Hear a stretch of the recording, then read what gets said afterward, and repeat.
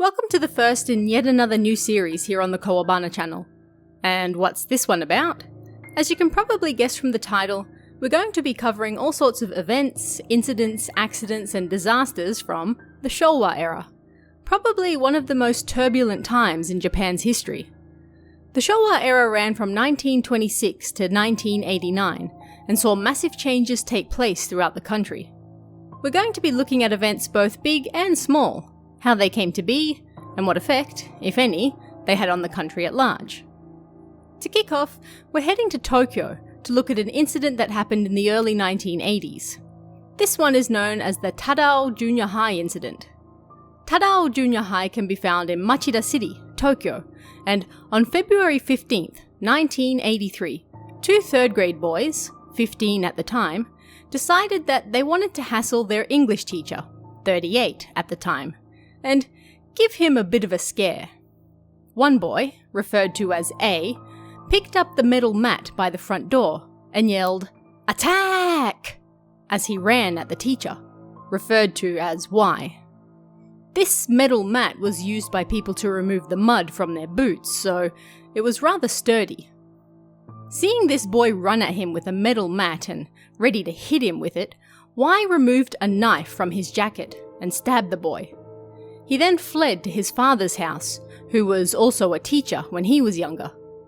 Play stupid games, win stupid prizes, you might think, but the fact remained that a teacher had just stabbed a student and then fled the premises. What on earth had just happened? At the time, most junior highs in the Tokyo area had about 700 students on average.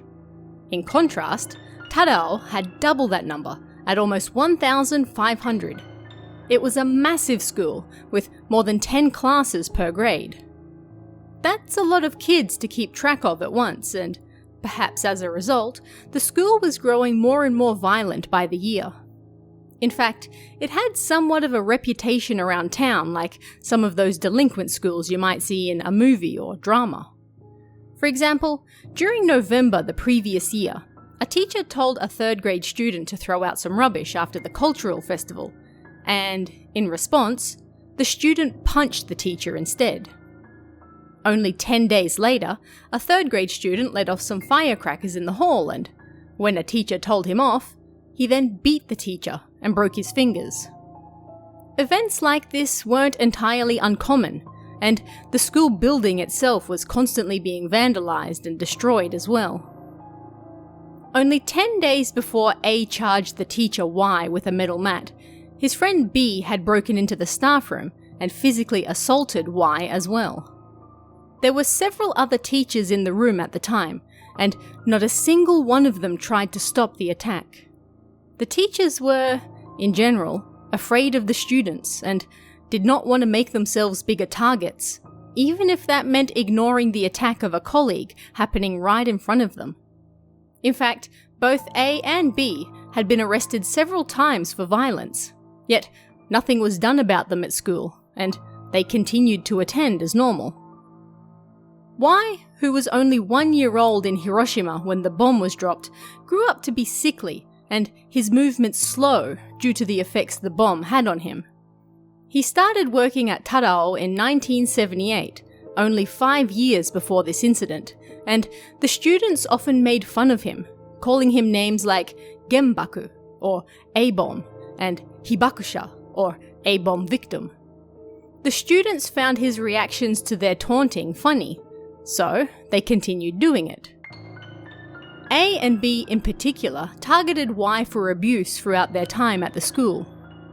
A often hit him with a rag whenever they passed each other at the school, and roughly 30 minutes before the attack, Y bumped into B in the halls and fled in fear of retaliation. This grown man who survived a nuclear bomb attack as a baby, but was still suffering the effects of it as an adult, spent his days in fear of the young teens he was supposed to teach, yet they constantly physically and mentally abused him. So, it was under these conditions that Y stabbed A when he charged him with a metal mat.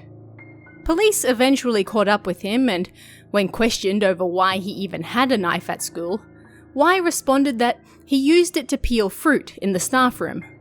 However, he no longer needed it, and so it was in his pocket because he was planning to take it home that day. When asked why he stabbed the boy, Y replied, "I'm afraid of the students. I can't bear it any longer. I sought help from the school and other teachers, but nobody would do a thing." In response to this incident, the Tadao principal stated that it was inexcusable that Y stabbed a student and then fled the scene. However, 4 days later, on February 19th, a gang of 15 previous graduates arrived at the school on motorbikes. Back in our day, we never did anything cowardly like messing teachers up as a group. We're here to teach you a lesson. We'll knock some sense into you. Teachers rushed the scene to stop them from beating up the younger children and managed to get them to disperse, but it was a sign of how far the school had fallen that previous delinquents heard the news of a teacher stabbing a student and showed up not to attack the teachers, but rather the students instead. 3 days after that, on February 22nd, a group of 17 students, including A and B, were interviewed by police. These same students had been involved in another violent incident the previous month as well. That same day, Y called both A's house and the school principal to apologise for the incident. When asked about whether he bore a grudge against Y the next day, A reportedly said, "I was the one who did something wrong." On February 27th, Y was released from police custody, but the following month, the end of the Japanese school year, he was forced to resign, while the school principal received an official warning from the Board of Education. Why? Well, not only was the incident handled poorly all around, but violent incidents continued to occur at the school even after the stabbing. On March 4th, 6 second-grade girls took a classmate into the woods and beat her, accusing her of trying to leave the group. On March 11th, 4 second-grade boys beat up a first-grader because they didn't like the way he greeted them in the halls. Then, on March 15th, 7 third-grade girls assaulted the same girl from March 4, claiming that she was being cheeky towards them. It seemed nobody had learnt anything from the attack, and the subsequent media circus saw reports shift from blaming the teacher to criticising the school and the toxic environment it created instead. In the end, Y was found to have acted in self-defense and given a 100,000 yen fine.